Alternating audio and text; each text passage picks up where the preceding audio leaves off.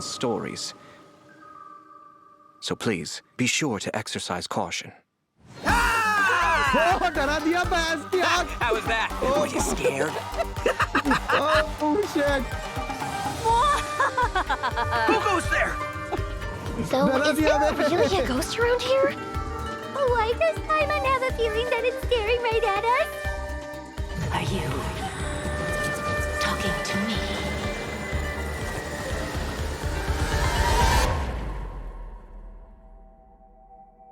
Jester, I have completed the task you gave me. Oh. From this day forth, Balladeer and Kabukimono will cease to exist. Did you really think you would be able to see through my plan? Dottore.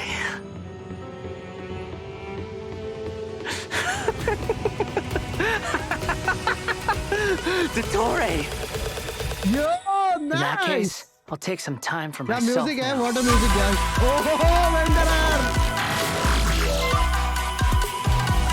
Nice music, yeah. Squall and Fury.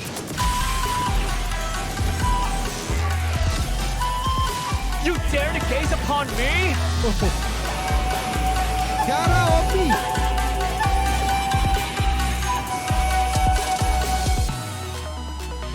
Yay!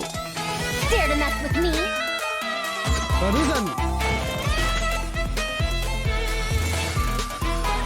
Too late for regret. Have fun with this gift.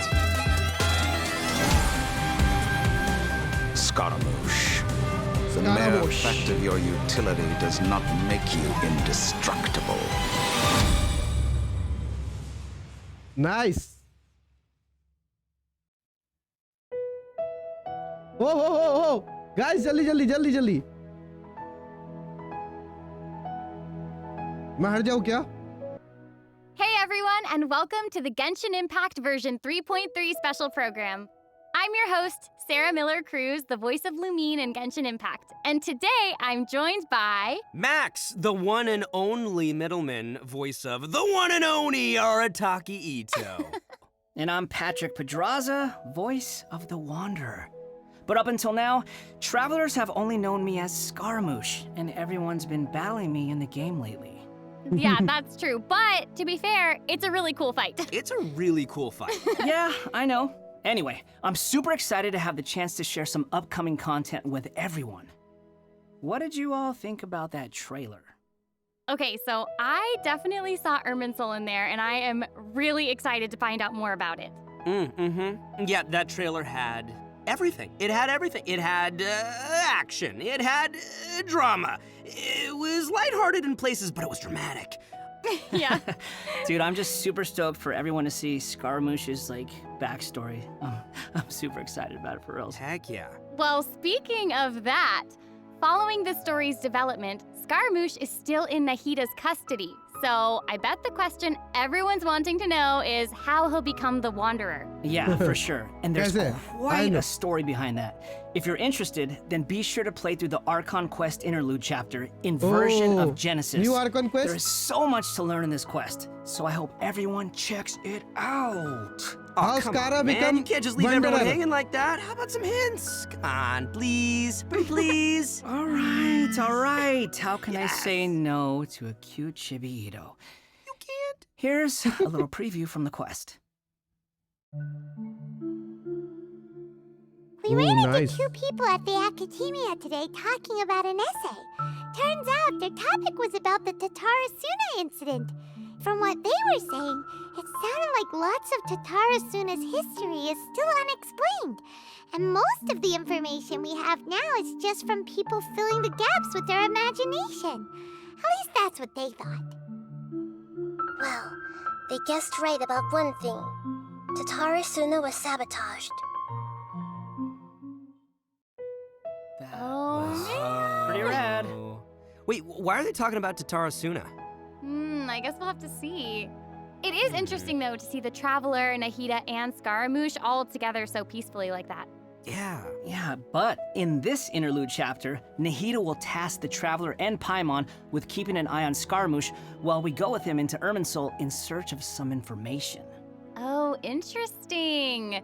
So obviously Nahida must have some reason for deciding to keep Scaramouche around. Oh yeah, totally. And I'm liking Scaramouche's new style. Ooh, dude's looking sharp. Heck yeah, always. No, right. And at this point, he's known by a completely different name, the Wanderer. I love that name. Okay, so I know I'm not the only one who's curious about what happened. I mean, it looks like he's really changed a lot. Yeah, for sure. But I'm afraid that's all we can show for now. Travelers will have to experience the story for themselves in-game. I mean, it's better to explore the storyline without too many spoilers, right? True. Yeah, I guess you're right. Okay, we'll leave the rest for travelers to discover themselves. But the Face cam Wanderer off is kar do also kya? going to be a new playable character in version 3.3. So Okay. let's talk about that. I'm sure many of our viewers are curious about his talents. Heck yeah, sure thing. Let's have a look at the Wanderer in combat. There's no need to exchange pleasantries. It's rather pathetic to force a conversation just to occupy silence. The wind rises. Oh, nice. Bow your head.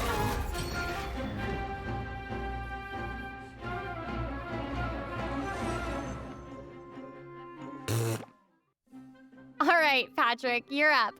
Help introduce the Wanderer for us. Sure thing. The Wanderer is a catalyst user and has an animo vision, so he uses wind blades to perform ranged normal attacks.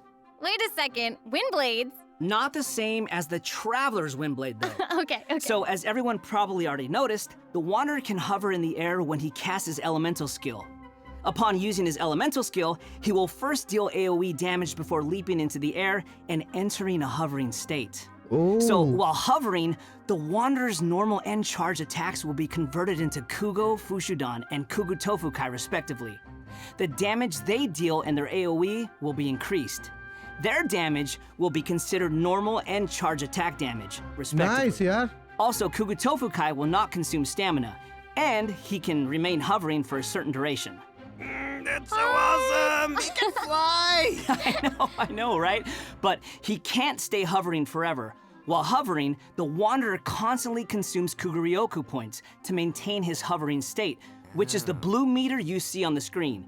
Even if he doesn't move or attack, hovering will still consume Kuguryoku points. Okay. So this mechanic works a little differently than our typical stamina meter. There are many possible actions the Wanderer can perform while hovering in the air, which all rely on Kuguryoku points rather than stamina. So, for example, sprinting mid-air will consume additional Kuguryoku points to accelerate mid-air, and holding the sprint button will cause persistent point consumption to maintain speed. So this effect will replace his default sprint. Jumping expends extra Kuguryoku points to increase hovering height. Holding jump will cause persistent Kuguryoku point consumption to keep increasing hovering height. Of course, running out of points will end his hovering state. Oh, okay. So travelers will need to plan their actions while hovering. Exactly. So with his talent, Jade Claim Flower, when casting his elemental skill, if it contacts Hydro, Pyro, Cryo, or Electro, that instance of the skill will receive a corresponding buff effect depending on which element was contacted. So for example, increasing his Kuguryoku points cap, attack, crit rate, or restoring a set amount of energy upon hitting opponents with a normal or charged attack. The Wanderer can have up to 2 different kinds of these buffs simultaneously. Ooh. Oh, look, check that out. Part of the halo behind him changes color depending on the buffs you get. So travelers will be able to easily understand what effects the Wanderer currently has. I like that. It's helpful and still looks really cool. Yeah. So after unlocking another talent, Gales of Reverie, when the Wanderer is in the hovering state, if his normal or charged attack hits an enemy, there is a set chance to gain another buff effect, allowing him to sprint midair without consuming Kuguryoku points. Additionally, this buff effect will fire wind arrows to attack the enemy. Ooh. Oh, dope. I'm sure extra buff effects like that will go a long way for players when they're in combat. Yeah, for sure. And if you've noticed, there is a colorful aura of light around his body to indicate when that buff effect is triggered. I saw that. That's pretty cool. I love all the detail they've put into the Wanderer. All right, this brings us to the Wanderer's elemental burst. Sweet. Yay! So, check this out. Upon unleashing his burst, he compresses the atmosphere and stomps it down toward the enemy. So, travelers should note that if the Wanderer is in a hovering state when he unleashes his burst, then the hovering state will end and he will begin descending after the burst is completed. Okay, this stomping animation is a little aggressive. Yeah, but it's cool. I know, and it actually suits his character. Mm-hmm. Yeah, I can't help but agree. Wait. Let's not forget about the exploration talent. Ah, yes. This is an interesting one. The Wanderer can decrease the mora required when ascending bows and catalysts. Ganta. Hey now, Crit you can never damage, complain nice. about saving Mora. Am I right? Okay, Huh? that's true. All right, now that we've seen the Wanderer, let's move on to the next new character. Are you ready? I'm ready. Yay! What did you say? Oh, I'm old now, so every other phrase escapes my ears. Try calling me Madam Faruzan, and I'll see if I can pick that up.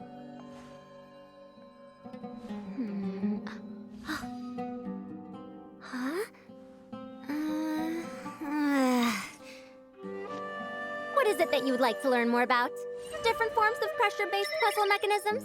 The base layer design of elemental monuments? Huh. Wait. Did you forget to call me Madam Faruzan just now when you asked your question? Whoa!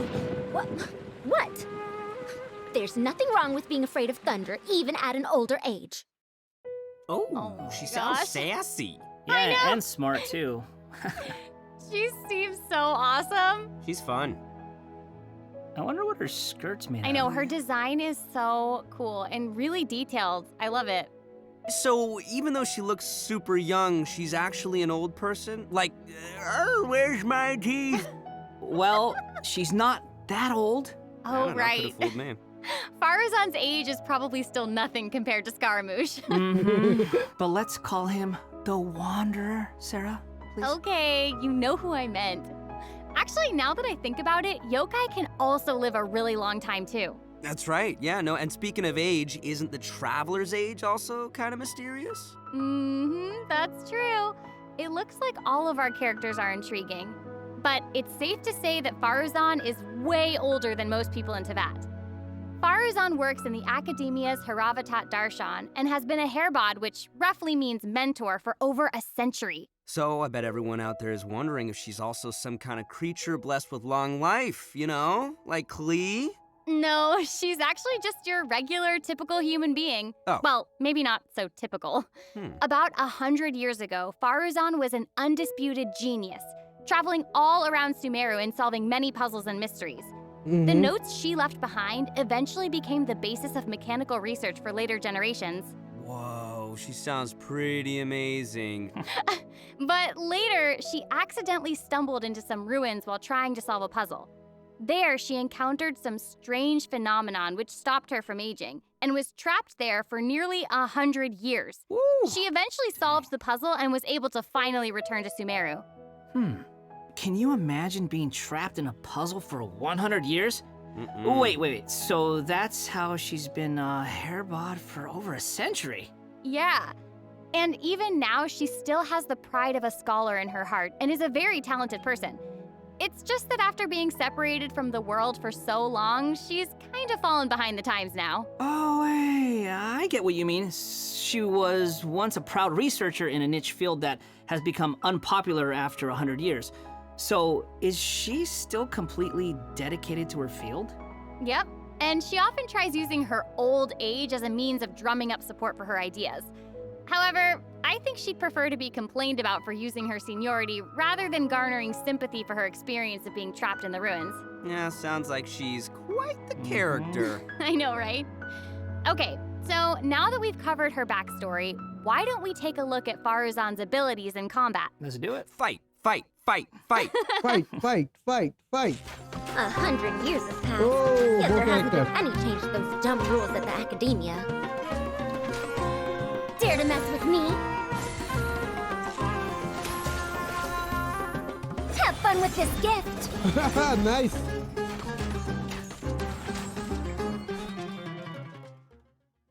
I I love all the geometric shapes when she's playing. Did you guys see that? Yes, there's so much geometry. And I took geometry. It looks so cool. Ah, yeah. So Faruzan is an animo character, and she wields a bow as her weapon. Her normal attacks are the usual bow attacks you'd expect from a bow user, so there's not too much to say about that. But her skills are where things get interesting. Her elemental skill deploys a polyhedron that deals damage to enemies. After using her skill, her next aimed shot will become a special attack that creates a vortex, pulling nearby objects and opponents in. Oh, nice. So she can clump enemies together. And there's also another thing about her special charged attack. It will create a vortex effect at its point of impact. And if the attack hits an enemy or ally member, it'll apply a mark and create a vortex after a short delay. Okay. So it looks like there'll be a lot of potential uses for this attack. Travelers will have to experiment with it and see what they come up with. Yeah, I think it'd be amazing to try hitting teammates with the arrow in co-op mode and have them charge into the enemies to group them all together. I'll have to see who wants to try that with me.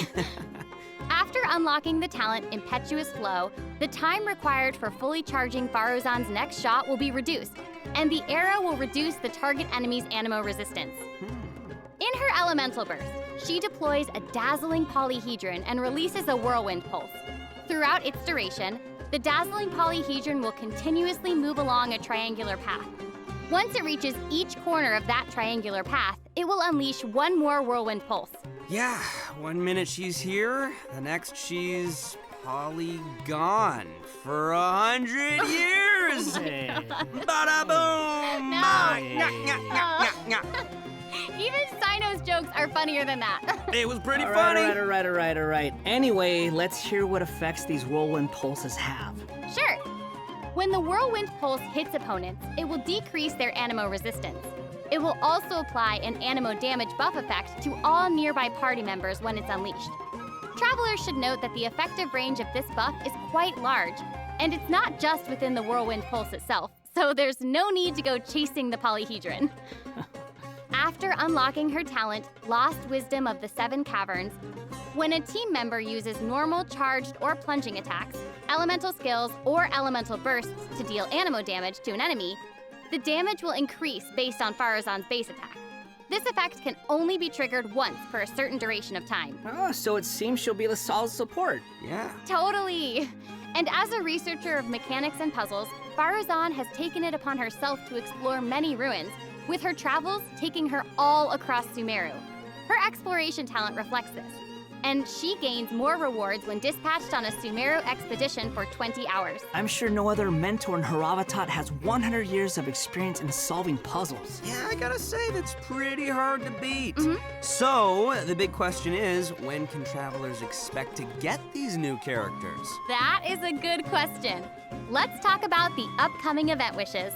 In the early part of version 3.3, the Wanderer and Arataki Ito will be available via their own event wishes. Faruzan will also be making her debut in these event wishes.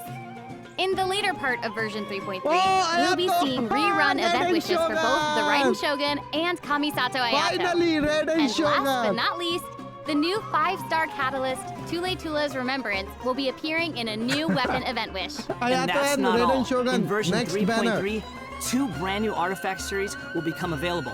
So travelers should be sure to check out the corresponding domain.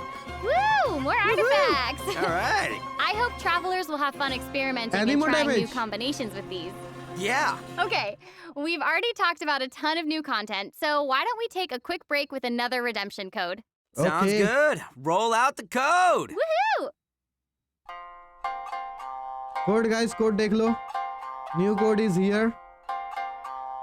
Of the right elements, equip the appropriate modifiers, and use different elemental reactions to break bricks and score more points. And then travelers will be able to use their points to exchange for rewards in the event shop, correct? That's right. Also, travelers will have the option of teaming up and playing the event together in co-op mode. So next up, we have a race event called Across the Wilderness. Your objective, collecting balloons. Woo! I don't know, seems like the Wanderer's abilities might come in real handy here. I know, right? So, in this event, each... Everyone's favorite game of hide and seek is back with the Wind Trace event. And of course, this is going to be another co-op event, and I, for one, am super excited for it. Cool. There's nothing like a good co-op. Many of you might already be familiar with this event by now. Our next event is a combat-based event. Time for some combat! Whoop, whoop. In a forbidden place warded by dust and sand, mysterious foes have assembled lines of fortifications to stop your coming. Ooh. That's right, a new edition.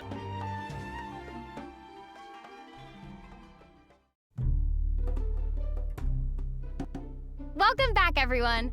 During our journey into VAT, we've stumbled across several NPCs talking about a game called Genius Invocation TCG.